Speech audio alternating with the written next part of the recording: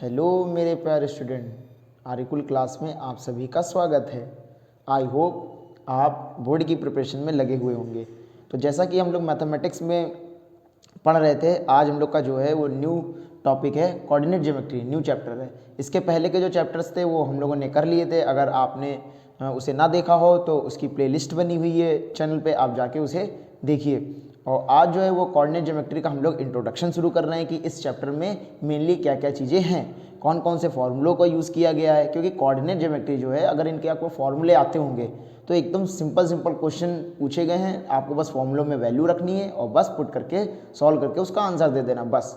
ठीक है, ये बहुत सिंपल चैप्टर है। बस आप मेरे साथ अगर बने रहिए तो आपको ये चैप्टर एकदम हलवा लगेगा, बस आपको इसको खाना खाना है बस।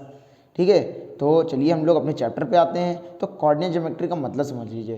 कोऑर्डिनेट ज्योमेट्री का मतलब होता है कि जब आपको किसी प्लेन पर कोई भी पॉइंट्स दिए हों तो उससे कोई भी लाइन ड्रॉ करनी हो, ठीक है, या क्या कहते हैं कोई भी उस पर हमें शेप बनाना हो, ठीक है, 2 डायमेंशनल शेप, तो उस पर हम लोग चीज़ें बना सकते हैं। ठीक है, जैसे हमें पता है कि वो एक्स एक्सिस और वाई एक्सिस दोनों पे बनता है। ठीक, देखिए जैसे कोऑर्डिनेट ज्योमेट्री में बात बोलूँ तो देखिए इस तरह ये चीज़ें देखिए, ये देखिए ये प्लेन है, ठीक है, और ये प्लेन पे एक होता है हमारा एक्स एक्सिस, ये है हमारे पास वाई एक्सिस, इधर होता है वाई डैश और नीचे होता है ये हमारे पास एक्स डैश।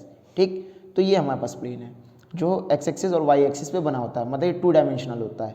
ठीक, अब देखिए हम अपने पहले पॉइंट पे आते हैं। तो मिड पॉइंट का क्या मतलब होता है? अच्छा, कोऑर्डिनेट ज्योमेट्री में एस और जो वाई एक्सिस है इसी के कोऑर्डिनेट्स के बारे में बस बताया गया है।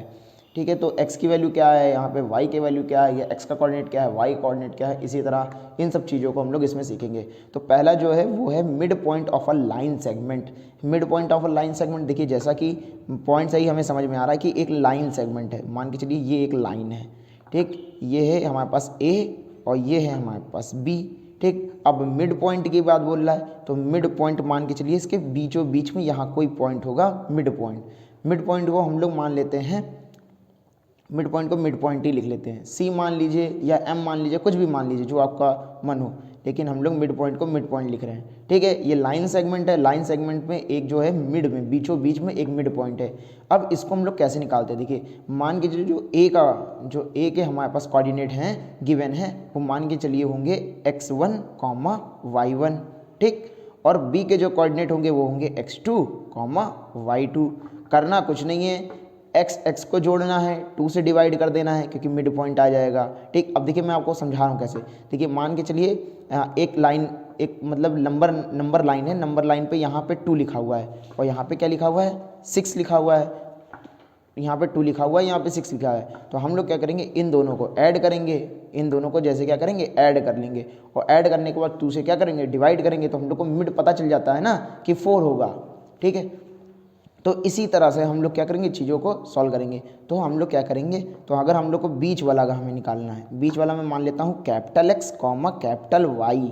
ठीक है, समझाने के लिए तो देखिए अगर मैं कैपिटल एक्स निकालूंगा तो कैपिटल एक्स मैं निकाल रहा हूँ मिड पॉइंट में, ठीक है, एक्स के कोऑर्डिनेट, तो x1 प्लस x2 बाई 2, ठीक, और फिर कॉमा लगाएंगे। दूसरी तरह अगर मैं कैपिटल वाई निकालूंगा तो उसी तरह y1 और y2 को ऐड करेंगे, तो y1 प्लस y2 बाई 2। ठीक, तो इस तरह ये हमारा आ जाएगा मिड पॉइंट। ठीक है, तो यहाँ पे इसकी वैल्यू निकल आएंगी, इसकी वैल्यू निकल आएगी। ठीक, तो ये हमारा हो गया मिड पॉइंट का फॉर्मूला। इस फॉर्मूले को आप अगर याद कर लेंगे तो बस क्वेश्चन में बस वैल्यू रखना है और तुरंत सॉल्व करके आंसर ले आएंगे। ठीक, अब देखिए representation of the point on a line, देखिए इसका मतलब वही हो गया कि लाइन जो होगा, लाइन पे जब हम लोग पॉइंट को रिप्रेजेंट करेंगे तो किस तरह रिप्रेजेंट करेंगे। तो देखिए ये हमने देखिए बना के रखा है। ठीक है, तो इसमें अगर एक्स में अगर हम लोग राइट साइड की तरफ बढ़ेंगे तो चीज़ें होंगी प्लस, और ऊपर की तरफ बढ़ेंगे तो चीज़ें क्या होंगी प्लस, और लेफ्ट साइड की तरफ जाएंगे तो हो जाएंगे माइनस, और डाउन साइड की तरफ आएंगे तो भी चीज़ें हो जाएंगी माइनस। अब ध्यान दीजिएगा, अगर यहाँ पे मैं x1 और y1, ये हमारे x और y क्या हमारे कोऑर्डिनेट है, तो यहाँ पे देखिए x इस वाले अगर मैं देखूँ तो इस वाले फर्स्ट क्वाड्रेंट में हम देख रहे हैं, तो फर्स्ट क्वाड्रेंट में देखेंगे तो यहाँ पे प्लस होगा x भी, और यहाँ पे y भी क्या हो जाएगा प्लस, क्योंकि दोनों तो ऊपर साइड और इस साइड जा रहे हैं ना। अगर मैं देखिए इस तरफ आता हूँ सेकंड क्वाड्रेंट में, सेकंड क्वाड्रेंट में आता हूँ, या इसको बोलते हैं प्रथम चतुर्थांश, इसको बोलते हैं द्वितीय चतुर्थांश। ठीक है, तो अगर द्वितीय चतुर्थांश में या सेकंड क्वाड्रेंट में आएंगे तो देखिए इस तरफ हम बढ़े हैं ना, इस तरफ बढ़े हैं तो हमारे पास माइनस का एक्स क्या आ जाएगा, माइनस का आ जाएगा। ठीक है, ये देखिए यहाँ पे थोड़ा सा ये गड़बड़ हो गई, ये एक्स है और यहाँ पे ये वाई डैश है। ठीक, तो एक्स हमारा क्या है, माइनस में है, और वाई देखिए, वाई तो अभी भी हम ऊपर की तरफ है ना, अभी तो हम लोग ऊपर की तरफ हैं, तो ऊपर की तरफ है तो हम लोग क्या लिखेंगे यहाँ पे, वाई हमारा पास हो जाएगा प्लस का। अब देखिए हम अपने थर्ड क्वाड्रेंट या तृतीय चतुर्थांश में आएंगे, तो चतुर्थांश में देखेंगे तो हम लोग लेफ्ट साइड भी हैं और नीचे डाउन साइड भी आए हैं। तो जब डाउन साइड आए हैं तो हम लोग को क्या देखने को मिल रहा है, ये एक्स भी माइनस में और वाई भी माइनस में देखने को मिल रहा है। हम लोग अपने फोर्थ क्वाड्रेंट में या फिर चतुर्थांश में आएंगे तो हम लोग फिर यहाँ क्या देखेंगे, यहाँ पे x जो है हमारा प्लस में है, क्योंकि हम लोग तो राइट हैंड साइड में ना। देखिए ये जो है ये ओरिजिन है, ओरिजिन से हम लोग क्या है, राइट हैंड साइड पे हैं, तो x तो प्लस में होगा, लेकिन हम लोग नीचे आए हैं ना, तो नीचे आने के बाद y क्या हो जाएगा, माइनस में हो जाएगा। बस ये वाली बात है। तो रेखाओं पे बिंदु को जो रिप्रेजेंट करते हैं वो इसी तरह रिप्रेजेंट करते हैं। ठीक, आई होप आप इस चीज़ को समझ गए होंगे। अब चलिए हम लोग नेक्स्ट चीज़ को समझते हैं। तो जो नेक्स्ट है वो है डिवीज़न या सेक्शन फॉर्मूला। तो डिवीज़न और सेक्शन फार्मूला में क्या है, इसे हिंदी में अनुभाग सूत्र भी बोलते हैं। ठीक है, तो जैसा कि अभी हम लोग मिड पॉइंट को डिस्कस कर रहे थे, मिड पॉइंट में मैंने बताया था कि मान के चलिए यहाँ पे एक कोऑर्डिनेट दिया हो x1, y1 और यहाँ पे हो x2, y2। ठीक है, तो मिड पॉइंट निकालने का मैंने तरीका बता दिया था। लेकिन अगर वो मिड पॉइंट ना हो, लाइन को दो बराबर ही भाग में वो डिवाइड कर रहा है लेकिन मिड पॉइंट पे नहीं कर रहा है, मान के चलिए यहाँ पे कर रहा हो कहीं इस जगह तो इसका रेशियो दे देगा वो, तो रेशियो दे देगा m/n के फॉर्म में। तो देखिए, तो हम लोग कैसे यहाँ पे कैपिटल X और कैपिटल Y निकालेंगे तब की बात देखिए। तो हम लोग देखिए कैपिटल X लिखेंगे और कैपिटल X में देखिए क्या लिखेंगे, m का पहले मल्टीप्लाई करूँगा मैं इस वाले सेक्शन में। ठीक है, और n का मल्टीप्लाई करूँगा इस वाले सेक्शन में। तो देखिए mx2 प्लस n का x1 के साथ करेंगे तो n x1 हो जाएगा अपॉन, फिर क्या करेंगे, यहाँ पे हम लोग बाई 2 लिखते थे ना। बाई 2 क्यों लिखते थे, क्योंकि एक पार्ट ये होता था एक पार्ट ये होता था, दोनों बराबर होते थे इसलिए बाई 2 लिखते थे। लेकिन यहाँ पे तो ऐसा है नहीं, यहाँ तो रेशियो दिया हुआ है, तो यहाँ जो रेशियो दिया है हम लोग उसको ऐड करके लिख देंगे m+n। ठीक, और उसी तरह हम लोग कैपिटल Y निकालेंगे। तो जो कैपिटल Y निकालेंगे तो हम लोग क्या लिखेंगे, वही m का y2 के साथ मल्टीप्लाई करेंगे, फिर प्लस लगाएंगे, n का इसके साथ मल्टीप्लाई करेंगे n y1 और फिर अपॉन में लिखेंगे वही m+n। ठीक, ये तो बात हो गई कि जब इंटरनल मतलब जब वो अंतः मतलब वो काट रहे होंगे या अंतः बाइसेक्ट कर रहे होंगे, या जिसे बोलते हैं जो क्या कहते हैं इंटरनल बाइसेक्ट करना या इंटरनल सेक्शन करना, तो इंटरनल सेक्शन ऐसे निकालते हैं। लेकिन अब मान के लिए एक्सटर्नल सेक्शन हो, मतलब वो बाहर से काट रहा हो, कोई इमेजिनरी पॉइंट यहाँ हो, वो यहाँ पे काट रहा हो, तो उसको कैसे लिखेंगे, सेम यही प्रोसेस है। देखिए तब वहाँ पे कैपिटल S जब निकालेंगे तो हम लोग लिखेंगे mx2, बस प्लस की जगह माइनस लगा देंगे और फिर हम लोग क्या लिखेंगे nx1।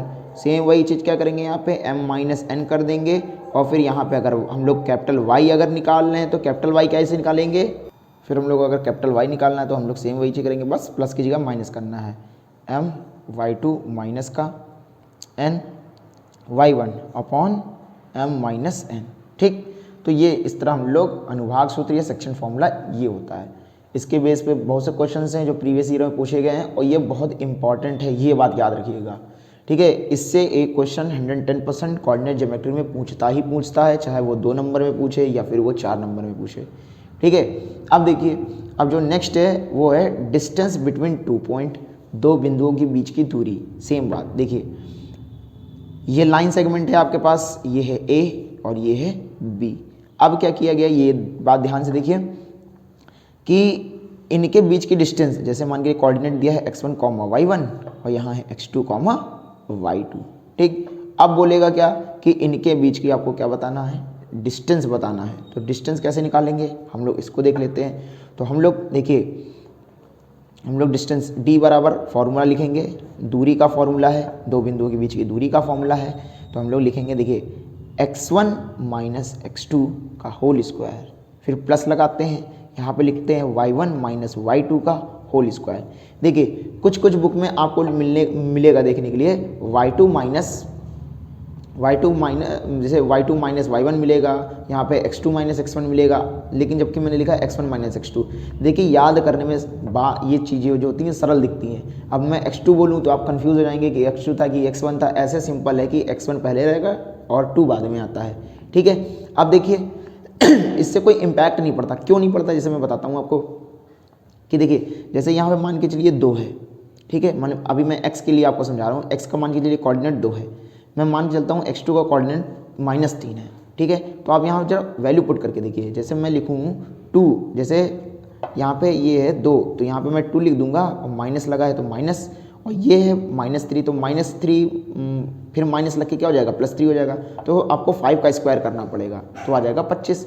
लेकिन मान के चलिए अगर आपको फॉर्मूले में यहाँ पे पहले 2 हो बाद में 1 हो तो पहले आपको ये लिखना पड़ेगा। तो चलिए मैंने -3 लिख लिया, ठीक, -3 लिख दिया। अब यहाँ तो माइनस लगा ही है तो 2 हम जब यहाँ लिखेंगे x1 की जगह जब 2 लिखेंगे तो -2 हो जाएगा।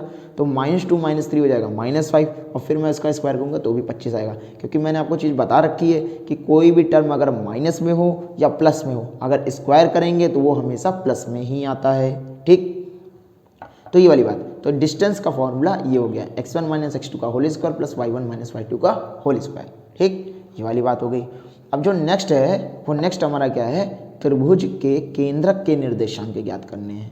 मान के चलिए ये आपके पास एक ट्रायंगल दे देगा, ठीक है। अब बोलेगा कि इसके कोऑर्डिनेट x1, ये मान के चलिए a है, ये b है, ये c। इसके कोऑर्डिनेट है x1, y1। जो b के कोऑर्डिनेट है वो है x2, y2, और जो c के कोऑर्डिनेट है वो है x3, y3। ये वाली बात हो गई।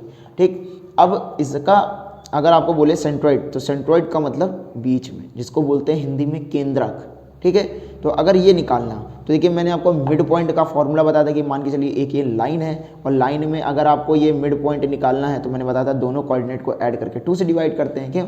ठीक है, अब यहाँ पे देखिए तो यहाँ पे 3 कोऑर्डिनेट है तो बस तीनों को ऐड करेंगे, 3 से डिवाइड कर देंगे। जब 2 कोऑर्डिनेट थे तो 2 से डिवाइड करते थे, अब 3 कोऑर्डिनेट 3 से डिवाइड करेंगे। सेम वही अगर बीच में मुझे कैपिटल X, कैपिटल Y निकालना है तो हम लोग लिखेंगे x बराबर x1 plus x2 plus x3 by 3। फिर उसी तरह हम क्या लिखेंगे, कॉमा लगा देंगे। y अगर निकालना है तो हम लोग क्या लिखेंगे, y1 plus y2 plus y3, ठीक है, 3 बाई 3 कर लेंगे। तो इस तरह ये हमारे पास कोऑर्डिनेट निकल के आ जाएंगे। ठीक है, तो हमें सेंट्रॉइड पता चल जाएगा। ठीक, अब एक जो क्वेश्चन है, जो एक हमारे पास है फॉर्मूला, वो है एरिया ऑफ ट्रायंगल। ये इतना ज़्यादा इम्पॉर्टेंट है, इतना ज़्यादा इम्पॉर्टेंट है, मान के चलिए ये और एक जो ये डिवीज़न या सेक्शन फार्मूला जो मैंने आपको बताया ये वाला, इनसे क्वेश्चन तो आपको देखने को मिलेंगे ही मिलेंगे किसी ना किसी कीमत में। ठीक है, तो अब देखिए जैसे ये वाला अगर आपको देखिए ये ट्रायंगल है और ट्रायंगल का आपको पता है एरिया तो निकालना आप जानते हैं, हीरोन्स फार्मूला है, ये सब तरीके हैं। लेकिन अगर कोऑर्डिनेट दे दे, जैसे ये a है, ये b है, ये c है, यहाँ पे x1, y1, यहाँ पे x2, y2 और यहाँ पे x3, y3। ठीक है, तो इसका हम लोग फॉर्मूला कैसे निकालेंगे, तो देखिए ट्रायंगल के एरिया का फॉर्मूला होता है 1/2, ब्रैकेट लगाएंगे। ध्यान से देखते जाइए, आपको तुरंत अभी इसी समय ही फॉर्मूला ये याद हो जाएगा। ठीक है, बहुत से बच्चों को ये फॉर्मूला नहीं याद होता है, तो अभी देखिए इस फॉर्मूला को याद कराने की निंजा टेक्निक है ये। देखिए पहले तो हम लोग लिखेंगे x1, क्योंकि पता है ABCD में सबसे पहले क्या आएगा, x आता है, तब y आता है, तब z आता है, तो हम लोग ने लिखा है x1। अच्छा आप लोग बताइए 1 के बाद क्या आता है, तो 1 के बाद आता है 2। लेकिन हम लोग यहाँ पे चीज़ों को चेंज कर देंगे। ब्रैकेट देखिए ये जो बड़ा ब्रैकेट है, इसके बाद ये छोटा ब्रैकेट है। ठीक है, तो हम लोग जब इसके अंदर लिखेंगे तो हम लोग क्या लिखेंगे, y। ठीक है, यहाँ पे y वाले रहेंगे। तो 1 के बाद क्या आता है 2, फिर माइनस लगाएंगे, फिर 2 के बाद क्या आता है 3। समझ गए ना मेरी बात, 3 हो गया। फिर हम लोग को अब यहाँ देखना है, ब्रैकेट के अंदर माइनस, लेकिन बाहर आते ही वो बन जाता है प्लस। ठीक, अब यहाँ तो x1 तो हो गया, एक हमने इस तरह फाइंड कर लिया। फिर दूसरे देखेंगे x1 के बाद क्या आता है x2, तो फिर क्या लिखेंगे 2 के बाद क्या आता है 3, तो यहाँ हम लोग लिखेंगे y3। अब देखिए ये सब एक रोटेशन में चलता है। देखिए 1 के बाद 2 आता है, 2 के बाद 3 आता है, 3 के बाद वापस क्या आता है 1 आता है ना, तो बस ठीक। तो देखिए 3 के बाद वापस क्या है y1, तो माइनस लगाएंगे y1 लिख देंगे, फिर हम लोग प्लस लगाएंगे, फिर x2 के बाद क्या आएगा x3 आ जाता है, फिर स्मॉल ब्रैकेट लगाएंगे, फिर हम लोग क्या देख रहे हैं, तो हम लोग 3 के बाद क्या आता है, x3 के बाद क्या आता है 1 आता है, तो हम लोग क्या देखेंगे ब्रैकेट स्मॉल ब्रैकेट के अंदर हमको क्या लिखना होता है y वाला लिखना होता है, ठीक है। तो अब देखिए x3 हो गया, तो x3 3 के बाद क्या आता है 1 आता है, क्योंकि रोटेशन में चल रहा है ना, तो ब्रैकेट के अंदर क्या लिखेंगे y लिखेंगे, तो हम लोग लिखेंगे y1 -1 के बाद फिर क्या आता है 2 आता है y2। बस इसी तरह देखिए ये हमारा फॉर्मूला बन के तैयार हो गया। फिर मैं आपको समझा देता हूँ, 1/2 सबसे पहले लिख लेना है, फिर 1 से शुरू करेंगे, तो पहले क्या आता है x1 आता है, 1 के बाद 2 आएगा, तो स्मॉल ब्रैकेट के अंदर देखिए जो बाहर रहेगा वो x रहेगा, लेकिन जो स्मॉल ब्रैकेट के अंदर रहेंगे वो सब y के रहेंगे कोऑर्डिनेट्स, ठीक है ना। तो यहाँ 2 - y3 हो गया, प्लस लगाएंगे, x1 हो गया, तो अब x2 लिखेंगे, x2 के बाद क्या आएगा, 2 के बाद क्या आता है 3 आता है, 3 के बाद फिर 1 आता है, फिर प्लस लगाएंगे, फिर हम लोग यहाँ y2 मतलब x2 हो गया, तो फिर हम लोग x3 लिखेंगे, 3 के बाद फिर आता है 1, 1 के बाद फिर आता है 2, इसी तरह ये क्या हो जाएगा, ये हमारा पास फॉर्मूला हो जाएगा। बस कोऑर्डिनेट ज्योमेट्री में इतने ही फॉर्मूले हैं, इतने ही चीज़ें को हम लोगों को पढ़ना है, और इसी से सारे के सारे क्वेश्चंस आपके हो जाएंगे, ठीक है। हाँ, क्वेश्चन को पूछने का तरीका थोड़ा सा डिफरेंट हो सकता है, उसे आपको समझना पड़ेगा, ठीक। लेकिन बाकी अगर आपको ये क्वेश्चन मतलब फॉर्मूले लर्न होंगे तो आप 110% जितने के जितने क्वेश्चन हैं आप वो सब कुछ टैकल कर लेंगे, ठीक। तो हम लोग फिर इसके मिलते हैं प्रीवियस ईयर क्वेश्चंस में, ठीक है। और ये इंट्रोडक्शन वीडियो है, इसको आप अच्छे ढंग से देख लीजिएगा, क्योंकि अगर फॉर्मूले याद नहीं होंगे तो ये चीज़ें नहीं हो पाएंगी। इसके पहले के कुछ वीडियोज़ हैं, आप उन्हें भी जाके देखिए, वो आपके लिए हेल्पफुल होंगी। अगर आपको वीडियो अच्छी लगी हो तो इसे अपने दोस्तों तक शेयर कीजिए, लाइक कीजिए, और अगर आगे हमसे पढ़ना है तो आप सब्सक्राइब भी कर सकते हैं, ठीक है। तो तब तक हम लोग मिलेंगे नेक्स्ट वीडियो में, तब तक जय हिंद जय भारत।